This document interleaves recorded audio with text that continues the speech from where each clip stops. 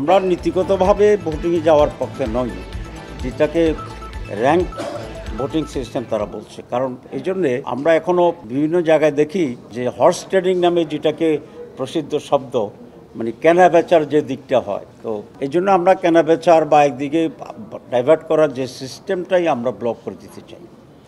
সেজন্য আমরা মনে করি 5 জন হোক 7 জন হোক, এটা ফরমেশন হচ্ছে সরকারি দল থেকে 2 জন, বিরোধী দলের 2 জন এবং তৃতীয় বিরোধী দলের 1 জন, যদি 5 জন হয়। আর 7 জন হলে প্রধান দলের 3, বিরোধী দলের 3, থার্ড পার্টি থেকে 1।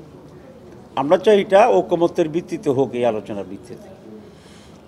2 নম্বর একটা প্রস্তাব হচ্ছে, যদি আপনার র্যাঙ্ক ভোটিং হয়, তো বিএনপির প্রস্তাব হচ্ছে থার্ড পার্টি এখানে ভোট দেওয়ার এখতিয়ার রাখবে না। আমরা বলছি নো, এখানে কমিটি যাদেরকে দিয়ে হবে তাদের সকলকেই নিয়েই ভোটিং রাইটস তাদের থাকতে হবে। না হলে তো 2 দল আবার ভোট দিল, তো প্রায় একই রকম হতে পারে। তো আমরা মনে করি যে থার্ড পার্টিও এখানে ভোটিং রাইটস এনজয় করা উচিত, কিন্তু নীতিগতভাবে আমরা ঐকমত্য না হলেই পরের অপশানে চলে যাওয়ার পক্ষে। সেই পরের অপশান হচ্ছে আউটগোয়িং, প্রথম সর্বশেষ আউটগোয়িং যিনি বিচারপতি, সেটি। আরেকটা প্রশ্ন এখানে আসছে যে প্রস্তাব দেওয়ার ক্ষেত্রে সরকারি দল 3 জন বা 5 জন, বিরোধী দল 3 জন বা 5 জন, থার্ড পার্টি 2 জন বা 3 জন। আমরা এখানে একটু এক্সটেন্ড করে বলেছি যে এটা ঠিক আছে, নাম্বারটি কম বেশি হতে পারে, কিন্তু পার্লামেন্টে প্রতিনিধিত্ব করে বাকি যে সকল দল আছে সে সমস্ত দল থেকেও প্রস্তাব দেওয়ার সুযোগটা দিতে হবে। সেজন্য আমাদের কথা হচ্ছে, পার্লামেন্টে ইলেক্টেড সকল দলের পক্ষ থেকে আমাদের যিনি তত্ত্বাবধায়ক সরকারের প্রধান হবেন তার জন্য নাম প্রস্তাব হবে। সংখ্যা 1 হতে পারে, 2 হতে পারে, কিন্তু there should be representation from all the parties. তো এতটুকুতেই আজকে আলোচনা শেষ হয়েছে। তারা একটা ফাইনাল ড্রাফট দেবেন, আমরা আশা করি খুব ডিফারেন্স হবে না। This is number 1।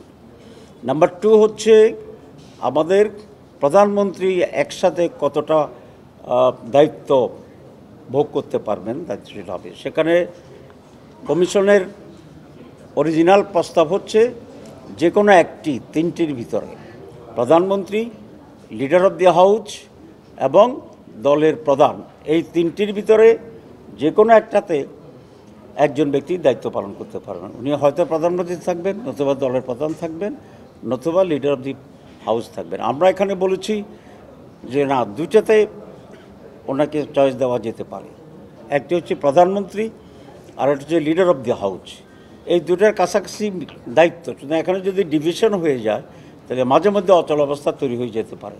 Two B practical, প্রধানমন্ত্রী এবং লিডার অফ দি হাউস 2টাতেই একজন ব্যক্তি থাকতে পারবেন। বিএনপির প্রস্তাব ছিল 3টেই থাকতে পারবেন। আমরা কমিশনের একটার ব্যাপারও দ্বিমত করেছি, 2টা, এবং পার্টিকুলারলি 2টা হচ্ছে প্রধানমন্ত্রী এবং হাউস অফ দি লিডার একজন থাকবেন, আর সেই সময় উনি দলীয় প্রধান থাকবেন না।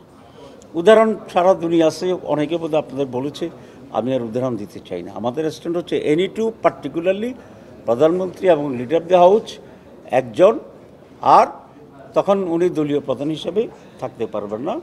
কারণ আমরা ব্যালেন্স অফ পাওয়ার গভর্নমেন্টে চাচ্ছি, পার্লামেন্টে চাচ্ছি, তো একইভাবে পার্টিতেও একটা ব্যালেন্স অফ পাওয়ার থাকতে হবে, ডেমোক্রেটিক চর্চা থাকতে হবে। এটা হচ্ছে আমাদের স্পিরিট। সুতরাং 70তে যে আমরা অ্যামেন্ডমেন্টটা করেছিলাম যে 2টা বা 3টি জায়গা ছাড়া আর দলীয় নির্বাচিত এমপিরা বাইরে মত দিতে পারবে, দলের বাইরে। তো আপনি যদি সবটা একজনের হাতে আবার রাখেন, দলের প্রধানও থাকে, পার্লামেন্টে প্রধানমন্ত্রীও থাকে, তাহলে এই ক্লজ বাস্তবায়ন করা কঠিন হবে। ভয়ে আর মত, নিজের মত যাই হোক, সেখানে সেটা যাবে না। এই জন্য যেহেতু there is an opportunity for reforms, আমরা গভর্নমেন্ট, দল, রাষ্ট্র, পার্লামেন্ট সব জায়গায় এক ধরনের স্বচ্ছতা আনতে চাচ্ছি, ব্যালেন্স অফ পাওয়ার আনতে চাচ্ছি, decentralisation of power and authority, এটা আমরা চাচ্ছি। এটা হচ্ছে আমাদের প্রিন্সিপাল স্ট্যান্ড। এই প্রিন্সিপাল স্ট্যান্ডে গিয়ে যেখানে যেটা করার দরকার সেখানে আমরা রিফর্মস আনার জন্য প্রস্তাব করছি।